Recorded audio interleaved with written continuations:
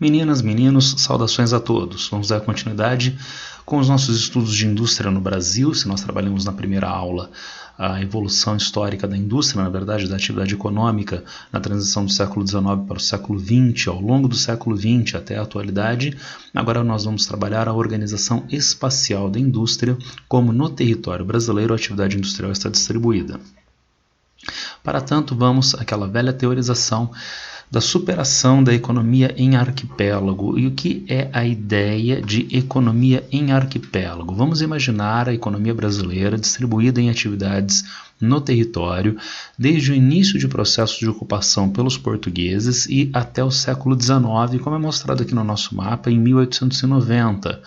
Nós encontrávamos algumas áreas com maior dinamismo em atividades econômicas, todas ligadas ao setor primário da economia, a agropecuária ou extrativismo. Era o caso do café no interior de São Paulo no final do século XIX. No mesmo século XIX, a cana, o algodão, aqui no Nordeste.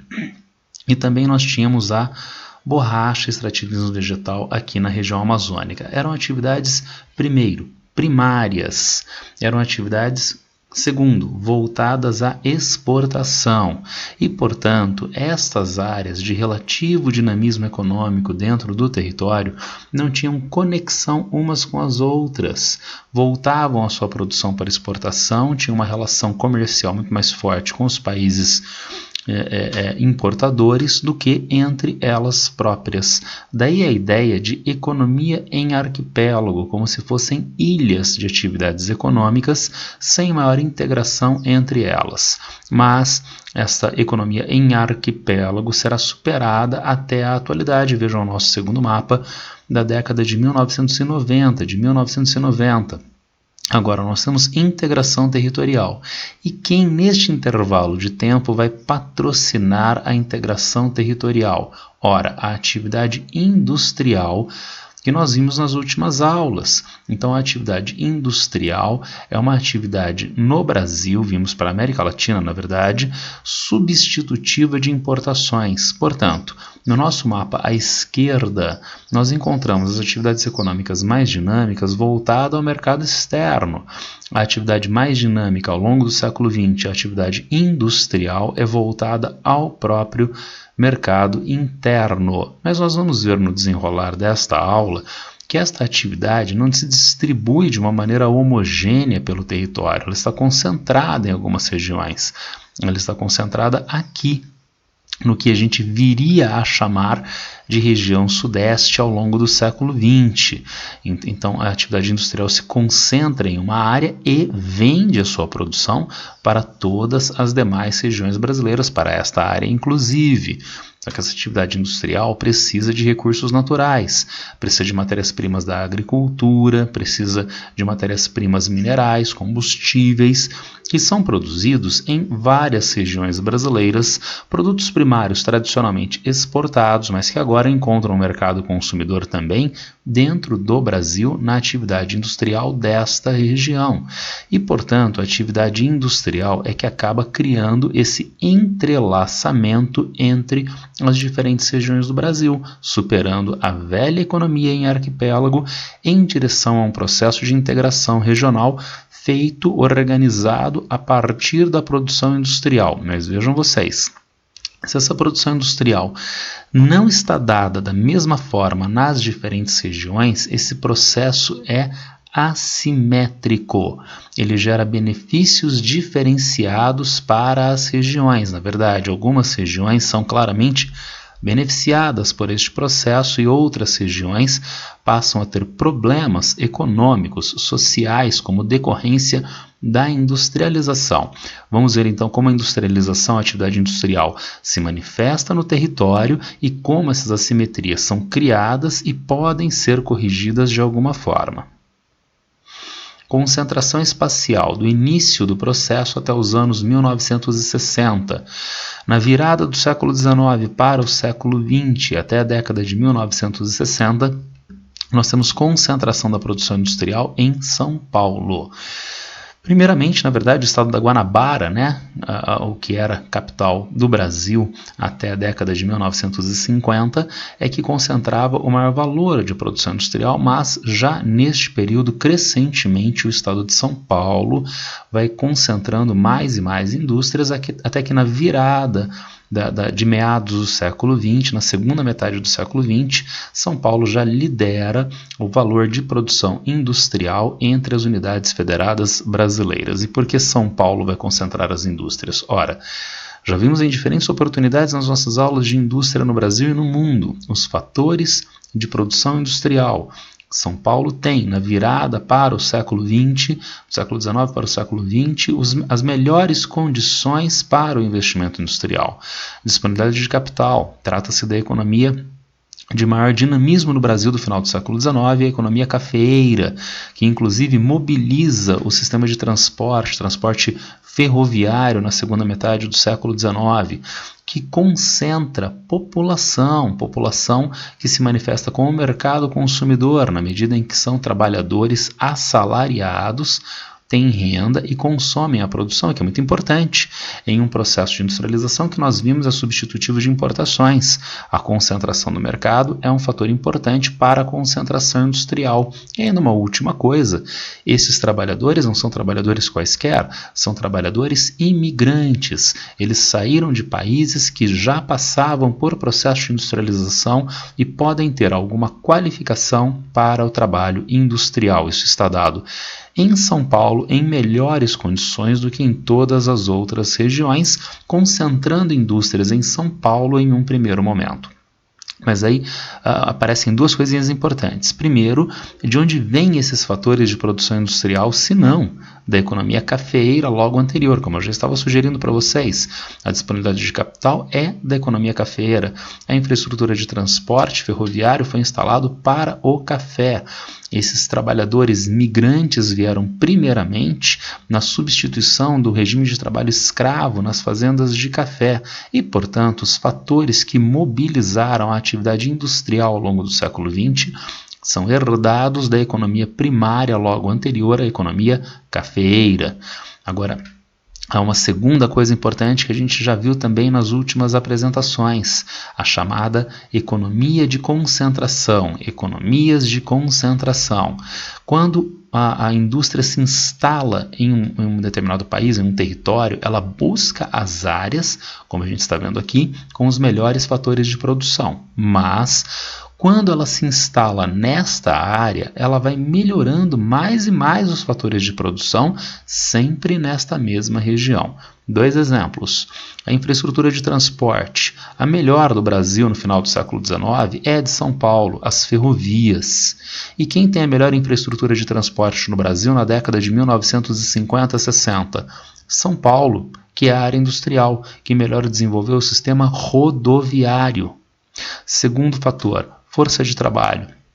Força de trabalho dos imigrantes no início do século XX, que são trabalhadores disponíveis à indústria, à industrialização que se instala. Mas quem tem a melhor disponibilidade de força de trabalho no Brasil na década de 1950 a 60? Ainda São Paulo. Não são mais os imigrantes europeus, são os migrantes nordestinos que desempenham as atividades industriais, que abundam em trabalho aqui em São Paulo e, consequentemente, ofertam esse trabalho, essa mercadoria-trabalho fica mais barata. Dessa forma, então, os fatores de produção industrial que estavam dados em melhores condições em São Paulo no início do século XX criaram um pequeno núcleo, um inicial núcleo de industrialização. Esses fatores melhoram sempre nesta mesma região, concentrando produção industrial em São Paulo ao longo do século XX e até a década de 1950, 1960. Entretanto, essa concentração industrial, como eu coloquei nos slides anteriores para vocês, essa concentração industrial acentua assimetrias regionais. Vamos pensar, por exemplo, nos fluxos comerciais e nos fluxos financeiros. Então, aqui nós temos São Paulo, que concentra a produção industrial. E vejam, as nossas setinhas estão meio bagunçadas, mas vamos nos entender. Produtos industrializados estão saindo de São Paulo e sendo comercializados em todo o restante do território nacional. Mas a indústria do estado de São Paulo precisa de produtos agrícolas, precisa de produtos minerais, que são produzidos, esta outra setinha, nas outras regiões e são comercializados aqui em São Paulo. Agora vamos pensar nessa relação então comercial. São Paulo vende para as demais regiões produtos industrializados de maior valor agregado e compra das demais regiões produtos primários de menor valor agregado. Então quem tem saldo comercial? Vejam, na década de 1980, nós só tínhamos 2 unidades da federação que tinham saldo comercial com as demais. Todas as outras tinham déficit comercial. Quais seriam as 2 únicas unidades da federação com saldo comercial? São Paulo e Minas, São Paulo e Rio de Janeiro, São Paulo e Paraná? Não, São Paulo e Amazonas. Amazonas pelo dispositivo da Zona Franca de Manaus, uma estratégia do governo federal que acabou sendo bem ou mal sucedida de instalação de indústrias na região amazônica. Acabou sendo bem sucedida, a Zona Franca de Manaus está lá e produz até hoje. Acabou sendo mal sucedida, criou um enclave industrial na região amazônica, no estado do Amazonas, que não se proliferou para as outras partes da região norte, da região amazônica. Então, por causa da Zona Franca de Manaus, o estado do Amazonas tem superávit comercial com os outros estados na década de 1980, mas fora o estado do Amazonas, o único que tem, e pela sua, vamos dizer, história econômica, por fatores que se desenvolvem na própria região, independentemente de forças políticas e econômicas externas, é o estado de São Paulo. Não apenas nos fluxos comerciais, nos fluxos financeiros também. A área mais industrializada concentra bancos. Quando esse banco viabiliza um empréstimo em alguma região do país, esse empréstimo é pago com juros, deslocando, portanto, recursos financeiros desta outra região para a sede do banco, fazendo com que haja então nos fluxos financeiros também um aporte de recursos para o estado de São Paulo, para as áreas mais industrializadas. Antes de avançar, é muito importante nós darmos uma parada e refletirmos sobre aquela ideia absurda em todos os sentidos, e neste também, de separatismo de São Paulo. São Paulo seria a região mais industrializada do país e, por isso, se fosse um país independente, teria gravíssimos problemas, gravíssimos prejuízos. São Paulo é o credor, São Paulo explora as demais regiões do país. Então, o grande beneficiado pela federação é o estado de São Paulo. Os outros estados, as outras regiões são explorados, são regiões exploradas pelo estado de São Paulo. Seria então um absurdo pensar do ponto de vista econômico, entre outros, na ideia de uma separação do estado de São Paulo. Para nós reforçarmos essa ideia e das consequentes assimetrias regionais, pensando no nosso mapa, São Paulo tem produção de produtos industrializados. Sempre lemos nos livros didáticos de ensino médio que a indústria paulista gera concorrência com a atividade econômica do Nordeste nos anos 50, degradando essa atividade econômica, gerando excedentes de força de trabalho no Nordeste que migram, se tornando trabalhadores baratos da indústria de São Paulo. Uma coisa, entretanto, como é que a indústria de São Paulo concorre com a economia nordestina que não tem maior apelo industrial na década de 1950-60? Será que concorre? Sim, concorre. Claro, São Paulo produz veículos automotores com as multinacionais aqui instaladas na década de 1950-60.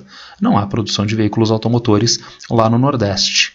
Mas São Paulo não tem só indústria de automóveis. São Paulo tem indústria têxtil. São Paulo tem indústria de alimentos. Agora, de onde vêm os alimentos que são comercializados nas grandes cidades do litoral do Nordeste até a década de 1940, até a década de 1950? Resposta: do agreste nordestino, das pequenas e médias propriedades rurais que ficam entre a zona da mata urbanizada e o sertão semiárido. Só que a partir dos anos 1950, 60, 70, crescentemente a comercialização de alimentos aqui no litoral do Nordeste são alimentos industrializados da indústria de São Paulo. fazendo com que haja redução do mercado consumidor para a velha produção das pequenas propriedades do agreste nordestino. E o que vai acontecer então com a região do agreste? Pressão demográfica. Foi criada a pressão demográfica no agreste que mobiliza essa população para o litoral do Nordeste e, eventualmente, para a região de São Paulo. Então vejam como, de fato, a industrialização em uma área gera degradação econômica em outras regiões, que acaba então criando graves desequilíbrios regionais. Esse processo, em termos espaciais nacionais, é análogo, guarda alguma semelhança com a relação, com a divisão internacional do trabalho entre países de maior e menor desenvolvimento. Agora, há uma diferença fundamental entre tantas outras diferenças. Não há qualquer instância política que organiza os países, que organiza a produção em escala mundial em última instância. Os países são soberanos no cenário internacional mundial. Agora, aqui, esta organização espacial que nós estamos estudando agora está submetida a um ente político central, é o Estado brasileiro, manifesto, entre outros, no governo federal brasileiro. E, portanto, esta autoridade política pode e deve atuar com vistas à identificação e à superação destas assimetrias regionais. Como que o Estado brasileiro, como o governo federal brasileiro podem atuar neste sentido? A partir dos anos 1950, 60, vem um processo de descentralização da produção industrial, isto é, crescimento industrial mais acentuado fora das regiões tradicionais. Então não é que a indústria vai migrar para outra região, né? A indústria não anda, tá certo?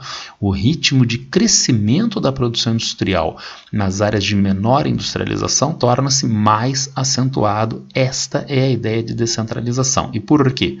Primeiro fator, como eu tinha construído no slide anterior com vocês, ação do governo federal, através de superintendência, ação das estatais federais, renúncia fiscal. Superintendências, por exemplo, Superintendência para o Desenvolvimento do Nordeste, Superintendência para o Desenvolvimento da Amazônia, respectivamente Sudene, Sudã, através das quais o governo federal planeja investimentos, planeja renúncia fiscal com vistas à atração de indústrias para estas regiões. Então, o governo federal atua para minimizar os desequilíbrios regionais produzido por uma industrialização que é assimétrica, que é desigual entre as regiões.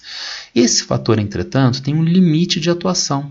Esse fator está vinculado a uma ideia de um poder público que é legítimo, que é necessário dentro do processo de organização da atividade econômica capitalista. Isso então está relacionado ao intervencionismo estatal na economia capitalista, isso está relacionado ao modelo econômico keynesiano. Mas a partir dos anos 1980, com a crise da dívida externa, a partir dos anos 1990, com o advento do neoliberalismo, o Estado tem menos recursos e é deslegitimado de intervenção na atividade econômica, minimizando, consequentemente, este processo na descentralização da produção industrial. Porém, ela continua acontecendo, continua por esses outros dois fatores. Deseconomias de concentração, que nós já vimos em escala mundial. E vejam aqui no nosso exemplo da Câmara de Comércio Brasil-Estados Unidos. Na média geral, os salários pagos no Nordeste são 30% mais baixos do que no Sul e no Sudeste. A diferença cresce à medida que cai a exigência de qualificação em cargos como auxiliar de serviços gerais. A disparidade chega a quase 50%. Então vamos imaginar a abertura de uma indústria têxtil, a abertura de uma indústria de brinquedos, de eletroeletrônicos simples. Não precisa de força de trabalho de maior qualificação, aonde então para estas indústrias o trabalho é mais barato. Claro, fora de São Paulo, fora daquela região que agora nós chamamos de Sudeste. Daí a ideia de deseconomias de concentração, a ideia de dispersão da produção industrial ligada aos melhores fatores de produção industrial para vários setores que estão dados fora da área tradicional de concentração industrial. Além deste, um último fator importante, a chamada guerra fiscal, a guerra dos lugares. No cenário do final do século XX, os diferentes países em escala mundial e diferentes áreas politicamente constituídas dentro dos diferentes países entram em uma guerra, não uma guerra de verdade, pelo amor de Deus, uma guerra fiscal, uma guerra de barateamento do lugar para a atração de investimentos estrangeiros. É o caso de renúncia fiscal, benefícios imobiliários, benefícios infraestruturais concedidos pelo poder público, no caso, dentro do território brasileiro, entre as unidades federadas ou entre os municípios. Tendo em vista a flexibilização do regime tributário que a Constituição de 1988 introduziu, cada unidade federada passou a ter uma margem de manobra maior. Cada ente federativo, além da União, passou a ter uma margem de manobra maior para tributação frente ao cenário anterior a 1988.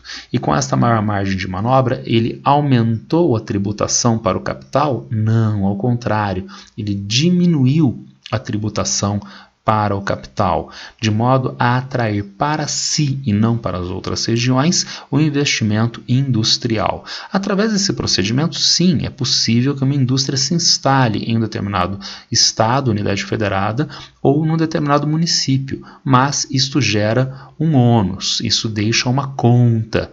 A indústria se instala, mas o estado passa a ter, o município passa a ter menor arrecadação, tendo uma margem de manobra para investimentos sociais, para investimentos infraestruturais da maior necessidade que possam ser reduzidos.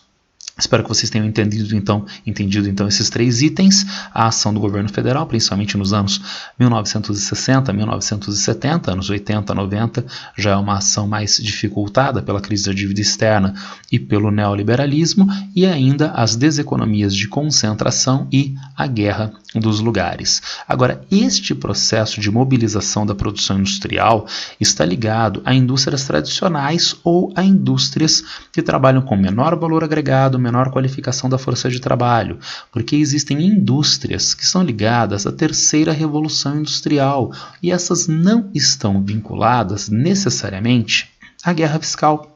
Elas se instalam não necessariamente por força de trabalho abundante de baixa qualificação barata. Ao contrário, essas indústrias buscam a constituição dos chamados tecnopolos. São áreas que concentram centros de pesquisa, universidades, força de trabalho de alta qualificação, tem uma densidade elevada de objetos do meio técnico, científico e informacional que são necessários para esta modalidade de produção inerente à terceira revolução industrial. Assim como nós já vimos em escala mundial, o Vale do Silício nos Estados Unidos, o Vale do Silício indiano, a região de Bangalore, e aqui no Brasil nós temos tecnopolos aonde? São Paulo, Campinas, São José dos Campos, São Carlos. Será que só tem tecnopolo no estado de São Paulo? Não. Rio de Janeiro, Belo Horizonte, só tem tecnopolo na região sudeste? Não. Florianópolis, Curitiba, Recife se caracterizam também como tecnopolos na atualidade e daí são enclaves industriais da terceira revolução industrial. Tranquilinhos? Espero que tenha ficado claro. Se não ficou, se há algum problema, me acessem por favor através das redes sociais, do Facebook e do Instagram. Era esta a apresentação para o dia de hoje. Espero que todo mundo tenha entendido mais ou menos bem. Abraço para todos e boa sorte.